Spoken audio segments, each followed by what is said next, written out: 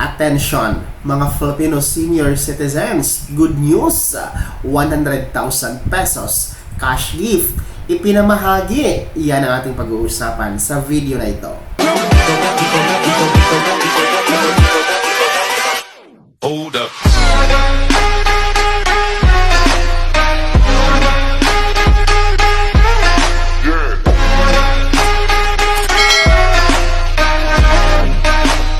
Hello mga ka-vlogs! Welcome dito sa aking YouTube channel. Magandang araw po sa lahat ng mga manonood. Saan po kayong dako sa mundo? Kumusta kayo mga ka-vlogs? Good news! 100,000 pesos cash gift para sa senior citizen pinamahagi. Sino-sino nga ba ang makakatanggap nito at paano makukuha? Yan natin pag-uusapan mamaya-maya. Pero bago ang lahat, kung bago ka pa lang dito sa aking YouTube channel, o di kaya hindi ka pa nakasubscribe, click nyo muna ang ating subscribe button na nasa baba. Huwag yung kalimutan na pindutin ang notification bell. Ilagay nyo po sa all para naman updated kayo sa lahat ng mga videos na aking i-upload. Well, ito na nga, magandang balita dahil totoong-totoo po ang centenarian cash gift na 100,000 pesos. Sapagkat isa pong centenarian ang nakatanggap nito noong mga nakaraang araw sa lungsod ng Makati. At yan nga po ay si Lola Martina na nagdiriwang po ng kanyang pagiging centenarian. So ang nasabing centenarian celebrant natin ay binisita mismo ni Congressman Luis Campos at ni Congressman Kid Peña, no? At personal itong inabot ang cheque na nagkakahalaga ng 100,000 pesos. Of course, birthday po ito at meron tayong pa-cake and of course the letter felicitation. So, si Lola Martina po ay ang ika-122 na centenarian na nabubuhay sa lungsod ng Makati. Ayon po yan sa Makati City LGU Facebook page na impormasyon mga ka-vlogs. At ayon po sa City Mayor ng Makati na si Mayor Abby Binay, ang katulad ni Nanay Martina, no, ni Lola Martina, ay siyang naging inspirasyon niya, no, para magbigay ng magandang serbisyo at benepisyo para sa mga senior citizens sa kanyang nasasakupan dyan sa City of Makati. Ayan po, happy birthday and congratulations po sa ating centenarian na dyan po sa City LGU ng Makati, si Nanay o si Lola Martina. Ayan, congratulations po dahil umabot kayo sa 100 years old. Sana all.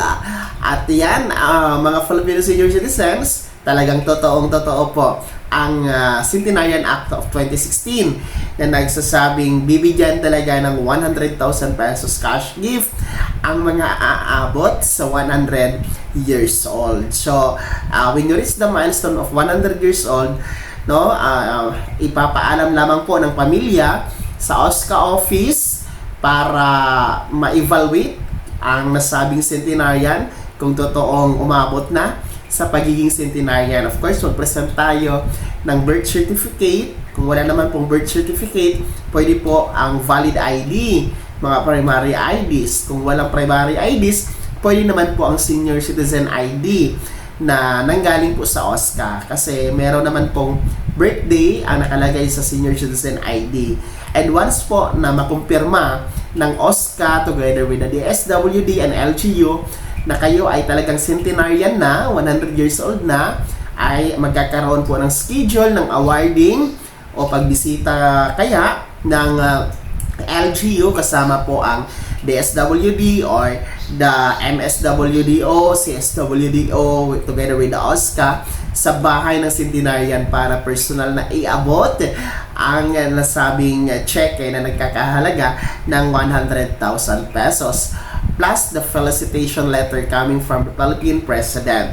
So yun po, talagang legit, talagang totoong-totoo po ang cash gift na 100,000 pesos, no? Pero sa kabilang dako, no, nakakalungkot lang din po dahil ang dami po nating mga centenarian na nabigyan nga ng 100,000 pesos cash gift pero hindi naman po nila ito na-enjoy, no? Hindi naman po nila ito talaga na-enjoy ang nasabing halaga dahil karamihan sa kanila ay talagang bedridden, hindi na nakakalakad, hindi na nakakapasyal, no? Hindi na po nila na-enjoy ang pera, no? May mga pagkain na hindi na nila pwedeng kainin. So, yung 100,000 napupunta po yun sa maintenance sa gamot, pagpapa-hospital, no? Pagpapa-check up, mga vitamins. Kaya nakakalungkot lang din po, no, na ganoon po ang sitwasyon. Kaya naman po, meron tayong Expanded Centenarian Act, no? Yung 10,000 pesos cash gift na advance na ibibigay po when you reach the age na 80, 85, 90 at 95 years old. Kahit pa paano, no, sa 80 years old natin, 85 ay medyo malakas pa tayo, nakakakain pa tayo, no, ng mga gusto natin, at marami tayong mga 80, 85, 90 at 95 years old na okay pa. So, yun po yung kagandahan, no? Itong Expanded Centenarian Act ay dinisenyo talaga ito para mas maaga mapapakinabangan ng mga senior citizen ang kanilang cash gift na 10,000 pesos habang nag-aantay sa pagiging 100,000 pesos cash gift sa pagiging centenarian. So sa ngayon kasi po, no, yung ating centenarian cash gift ay under pa po ng DSWD, kaya po ang CSWDO or MSWDO ang pupunta po sa bahay ng centenarian kasi ang NCSC po ay magsisimula pa lang sa paghawak ng centenarian cash gift effective January 1, 2025. So isang buwan na lang po malilipat na yan sa NCSC.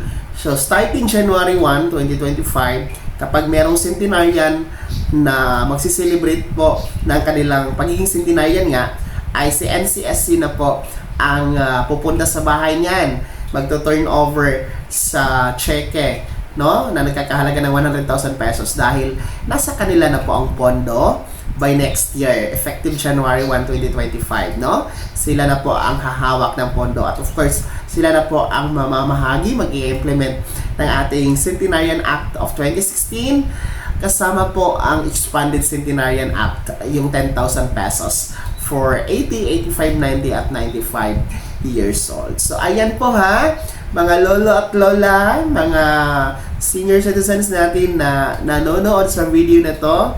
Ayan po, totoong-totoo po ang cash gift na 100,000 pesos. Sana naman ay aabot po tayo sa edad na yan. No? Sana naman ay pagdating natin ng ganyang edad, centenarian, ay malakas pa tayo, no? Malakas pa tayong kumain, malakas pa tayong makakagala para ma-enjoy natin yung 100,000 pesos na yan. Okay? So, kayo, mga Filipino senior citizens, ilang taon na po ba kayo ngayon? No? Sino po ba sa inyo dito ang malapit na mag 100 years old? Komento nyo po sa comment section na nasa baba at ano po ang opinion ninyo? Ano ang masasabi ninyo regarding dito sa balitang ito na meron tayong centenarian na nabigyan ng 100,000 pesos dyan sa Makati City. Komento nyo na rin po sa comment section na nasa baba, pakilakip ninyong buong pangalan at kung taga saan kayo. Bago ako magtapos sa video na to, kung gusto nyo pong sumuporta sa aking YouTube channel, maaari nyo pong i-click ang ating super thanks button na nasa baba. Sa mga gusto maging miyembro, pwede po i-click nyo po ang ating join button. Maraming perks dyan mga ka-vlogs, maging miyembro dito sa aking YouTube channel. Sana yung naging gabay ang video na to kahit paano na pag-uusapan natin ang mga mahahalagang bagay-bagay na may kinalaman po sa benepisyo, programa at ayuda ng mga Filipino senior citizen. Kung hindi ka pa nag-subscribe dito sa aking YouTube channel, maaari nyo na i-click ang ating subscribe button na nasa baba. Huwag nyo kalimutan na pindutin ang notification bell. Ilagay nyo po sa all para naman updated kayo sa lahat ng mga videos na aking i-upload. Maaari nyo din i-like ang video na to at kung meron ka pang mga katanungan, maaari nyo i-komento sa comment section na nasa baba. Paki-follow na din po ang aking official Facebook page na nasa screen nyo. Muli po, Ako si Daniel Timpawan na nagsasabing dito sa aking YouTube channel, Pawang Katotohanan at lahat totoo lamang.